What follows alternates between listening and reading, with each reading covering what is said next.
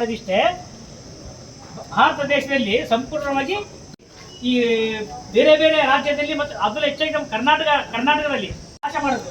ಅವರಿಗೆ ಪತ್ತೆ ಹಚ್ಚಿ ಅವ್ರ ವಿಷಯಗಳನ್ನು ವಶಪಡಿಸಿಕೊಂಡು ಅವರಿಗೆ ಕಾನೂನಿನಲ್ಲಿ ಉಗ್ರವಾದ ಶಿಕ್ಷೆ ಆಗ್ಬೇಕಂತೇಳಿ ನಮ್ಮ ಕರ್ನಾಟಕ ರಕ್ಷಣೆಯಿಂದ ಒತ್ತಾಯ ಮಾಡ್ತೇವೆ.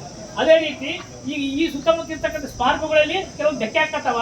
ಮನೆ ನಡೆದಕ್ಕಂಥ ಒಂದು ಘಟನೆ ಇವೆಲ್ಲ ಮನಗೊಂಡು ಮಾನ್ಯ ತಹಶೀಲ್ದಾರ್ ಮುಖಾಂತರ ಗೃಹ ಮಂತ್ರಿಗಳು ಮನವಿ ಮಾಡಿಕೊಳ್ತೀವಿ. ನಾವು ಬಾಂಗ್ಲಾ ವಲಸಿಗರು ಪತ್ತೆ ಹಚ್ಚಬೇಕು. ಮತ್ತು ಅದೇ ರೀತಿ ಏನು ನಿನ್ನೆ ಕಾಶ್ಮೀರದಲ್ಲಿ ನಡೆದಂಥ ಘಟನೆ 26 ಮಂದಿ ಸಾವಿಗೀಡಾದರ ಅವ್ರಿಗೆ ಮನಿ ಪರಿಹಾರ ಕೊಟ್ಟು ಪ್ರತಿಯೊಂದು ಕುಟುಂಬಕ್ಕೂ ಒಬ್ಬೊಬ್ಬರು ಮನೆಗೆ ಒಂದು ಸರ್ಕಾರಿ ನೌಕರಿ ಕೊಡ್ಬೇಕಂತೇಳಿ ಕರ್ನಾಟಕ ರಕ್ಷಣಾ ವೇದಿಕೆಯಿಂದ ಒತ್ತಾಯ ಮಾಡಕತ್ತೀವಿ.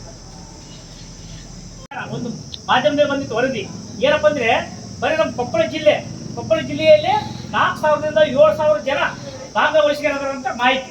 ಇವ್ರ ಉದ್ದೇಶ ಏನು ಗೊತ್ತಾ, ಸಮಯ ನೋಡಿ ಕೇಸಿ ಇಲ್ಲಿ ತಮ್ಮ ಚಟುವಟಿಕೆ ಕಾರ್ಯಗಳು ಮಾಡ್ತಾರೆ, ದೇಶದ್ರೋಹಿ ಕೆಲಸ ಮಾಡ್ತಾರೆ.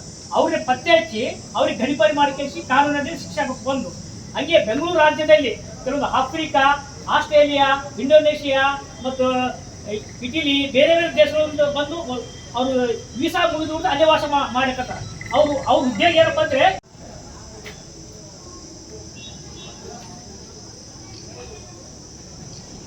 ರಕ್ಷಣಾ ವೇದಿಕೆ ಪ್ರವೀಣ್ ಕುಮಾರ್ ಶೆಟ್ಟಿ ಬಣದವರೇನೋ ಮಾನ್ಯ ಗೃಹ ಮಂತ್ರಿಗಳಿಗೆ ಮನವಿಯನ್ನು ಸಲ್ಲಿಸಿದ್ದಾರೆ. ಸದರಿ ಮನವಿಯನ್ನು ಮಾನ್ಯ ಜಿಲ್ಲಾಧಿಕಾರಿಗಳ ಮುಖಾಂತರ ಗೃಹ ಮಂತ್ರಿಗಳಿಗೆ ಕಳಿಸಿದ್ದಾರೆ. ನಿನ್ನೆ ಸುಮಾರು ವರ್ಷಗಳಿಂದ ಕಾಶ್ಮೀರ ಶಾಂತಿವಾಗಿ ನಿಲ್ಲಿಸಿತ್ತು.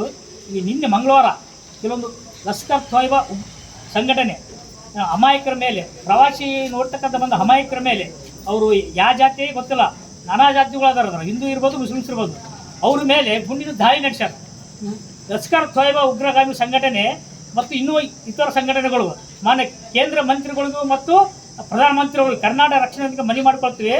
ನಮ್ಮ ದೇಶದಲ್ಲಿ ಸಂಪೂರ್ಣವಾಗಿ ಉಗ್ರ ಸಂಘಟನೆಗಳು ನಿಷೇಧ ಮಾಡಬೇಕು.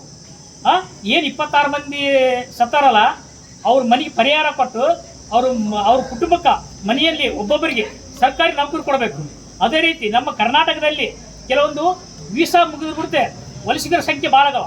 ಉದಾಹರಣೆ ನಾನು ಮೊನ್ನೆ ನೋಡಿದ ಹಾಗೆ, ಮಾಧ್ಯಮದಲ್ಲಿ ನೋಡಿದ ಹಾಗೆ, ಕೊಪ್ಪಳ ಜಿಲ್ಲೆಯಲ್ಲಿ ಅಷ್ಟೇ ಒಂದು 6,000ರಿಂದ 7,000 ಜನ ಬಾಂಗ್ಲಾ ವಲಸಿಗರ ಸಂಖ್ಯೆ ಹೆಚ್ಚದಾರ.